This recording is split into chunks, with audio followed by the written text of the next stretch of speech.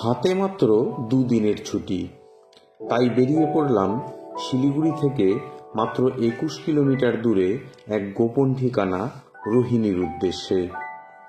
শিলিগুড়ির খুব কাছে প্রকৃতির সৌন্দর্যে ভরা এই রোহিণী। শিলিগুড়ির ব্যস্ততম রাস্তা ধরে দার্জিলিং মোড় পেরিয়ে ছোট লাইনকে সঙ্গী করে আমরা 4 বন্ধু রওনা হলাম রোহিণীর উদ্দেশ্যে। শিলিগুড়ি শহর থেকে বেরিয়েই আমরা দাঁড়ালাম পেমা রেস্টুরেন্টে। ব্রেকফাস্টটা এখানেই সেরে নিলাম। আমার সফর সঙ্গী আমার চাইল্ডহুড ফ্রেন্ড গৌরব ও তার ফ্যামিলি, অরুণাভ ও তার ফ্যামিলি, আমার সহধর্মিনী ও সুমন ও তার ফ্যামিলি, যারা একটু বাদেই আমাদের সাথে যোগদান করবে। সাথে ছিল আরো 3 জন খুদে সঙ্গীও। এবারের ট্যুর প্ল্যানটা করেছিলাম বাইক নিয়ে, তাই 4খানা বাইক নিয়ে রওনা হয়েছি আমরা। ব্রেকফাস্ট সেরে বাইক নিয়ে আবারও যাত্রা শুরু করলাম আমরা। 1866 সালের সবচেয়ে পুরনো চা বাগান নিউ চুমতা টি স্টেটের টি রিসর্টের সামনে দিয়ে ছুটে চললাম আমরা।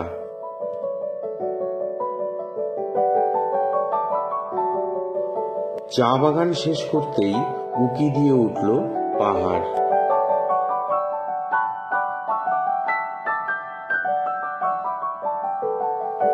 এই পথ ধরে কিছুটা দূর এগোতেই আমাদের স্বাগত জানালো ট্যুরিজম ডিপার্টমেন্টের তৈরি দার্জিলিং এর gate. Rohini toll plaza cross করতেই শুরু হলো চড়াই রাস্তা। আঁকাবাঁকা পথ ধরে ছুটে চললাম আমরা।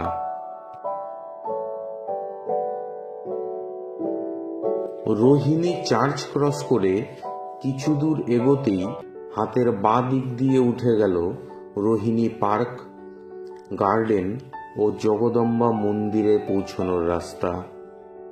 এই রাস্তা ধরে 20 মিটার উঠতেই পেয়ে গেলাম মন্দিরের গেট। ভেতরে পেয়ে যাবেন বিশাল বড় পার্কিং এরিয়া।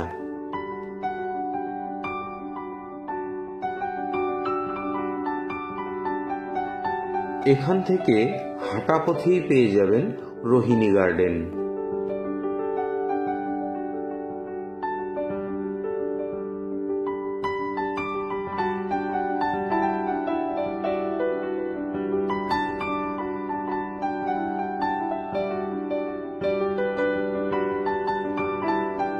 এই গেট দিয়ে প্রবেশ করলেই পেয়ে যাবেন একটি পুকুরি।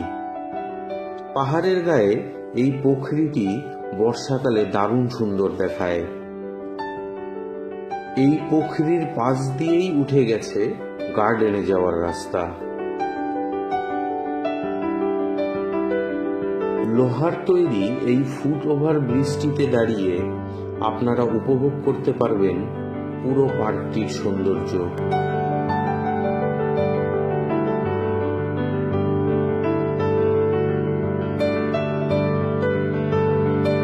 এখান থেকে একটু এগিয়ে গেলেই পেয়ে যাবেন কয়েকটি ভিউ পয়েন্ট।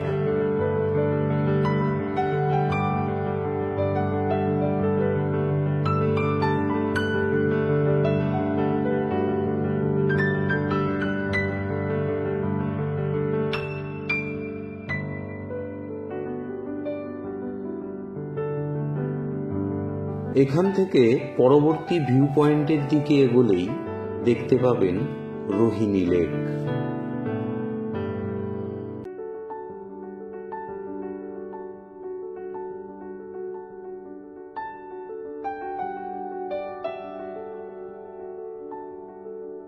বেশ কিছুটা সময় এখানে কাটিয়ে আমরা রওনা হলাম জগদম্বা মন্দিরের দিকে। এই রোহিণীর মন্দিরে ওঠার পথেই কিন্তু আপনারা এখান থেকেই দেখতে পাবেন, এই যে দেখুন এটা কার্শিয়াং, এই যে কার্শিয়াং টাউন, এটা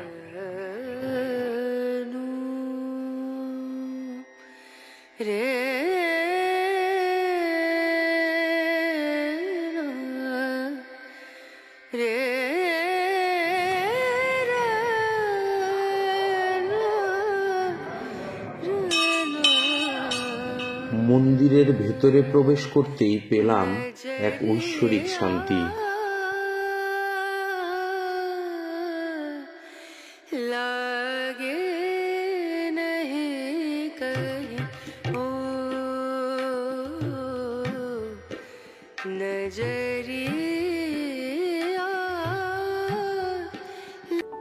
মন্দির থেকে বেরিয়ে একটু নিচের দিকে নেমে এলেই পেয়ে যাবেন আপ্পা হোটেল।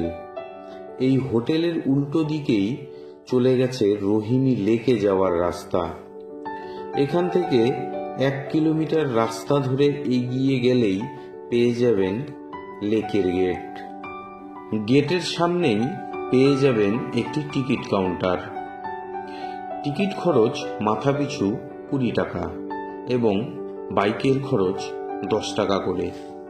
ভেতরে প্রবেশ করেই পেয়ে যাবেন বিশাল পার্কিং এরিয়া। হাতের বাঁ দিকে পেয়ে যাবেন নির্মীয়মান রোপওয়ে। এই রোপওয়েটি কানেক্ট করা হয়েছে গিদ্ধা পাহাড়ের সাথে। এই পথটি শুরু হয়ে গেলে খুব অল্প সময়েই পৌঁছে যাওয়া যাবে কার্শিয়াংয়ে। এখানে প্রবেশ করে প্রথমেই চোখে পড়বে পাহাড়ের মাঝে বিরাট একটি লেক। লেকের পাশেই আছে একটি ওয়াচ টাওয়ার।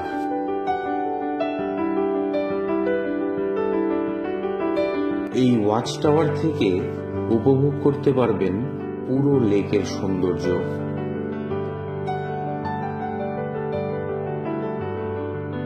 ওয়াচ টাওয়ারের পাশেই আছে বোটিং টিকিট কাউন্টার।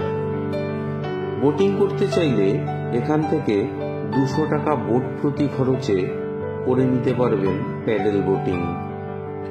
বোটে সর্বাধিক 4 জন অ্যালাউ করেন, তবে যদি 2 জনও বোটিং করেন তাহলেও ওই 200 টাকাই খরচ করতে হবে আপনাদের।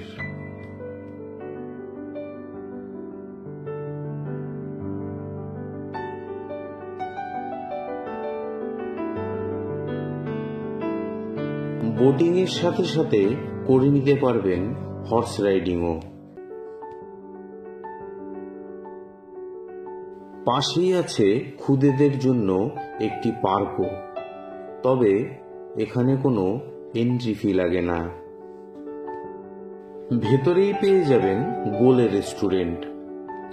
এখানে পেয়ে যাবেন বিভিন্ন ধরনের ফাস্টফুড, তবে পার্সোনালি আমার খুব একটা ভালো লাগেনি খাবারগুলো। এই রোহিণী লেকের ধারে প্রচুর মানুষ আসেন পিকনিক করতে, তাই যদি পিকনিক করতে চান তাহলেও চলে আসতে পারবেন এখানে। শিলিগুড়ি থেকে রোহিণী পৌঁছাতে শেয়ার অথবা রিজার্ভ গাড়ি পেয়ে যাবেন। শেয়ার গাড়ির ক্ষেত্রে ভাড়া পড়বে মাথাপিছু 100 টাকা এবং গাড়ি রিজার্ভ করলে তার খরচ পড়বে ছোট গাড়িতে 1200 থেকে 1500 টাকা। চাইলে বাসেও চলে যেতে পারবেন রোহিণীতে। দার্জিলিংগামী যে কোনো বাসে মাত্র 40 মিনিটে পৌঁছে যেতে পারবেন এই রোহিণীতে। রোহিণী ট্যুরের আমার এই ভিডিওটি যদি আপনাদের ভালো লেগে থাকে তো প্লিজ লাইক শেয়ার করবেন, আর যদি ট্যুর সম্পর্কে কোনো কোয়েরি থাকে তাহলে কমেন্ট করবেন, অবশ্যই রিপ্লাই দেব। অনুরোধ রইল চ্যানেলটি সাবস্ক্রাইব করে আমাকে উৎসাহিত করারও। তো আজকের ভিডিওটা এখানেই শেষ করছি। সবাই ভালো থাকবেন এবং সবাইকে ভালো রাখবেন।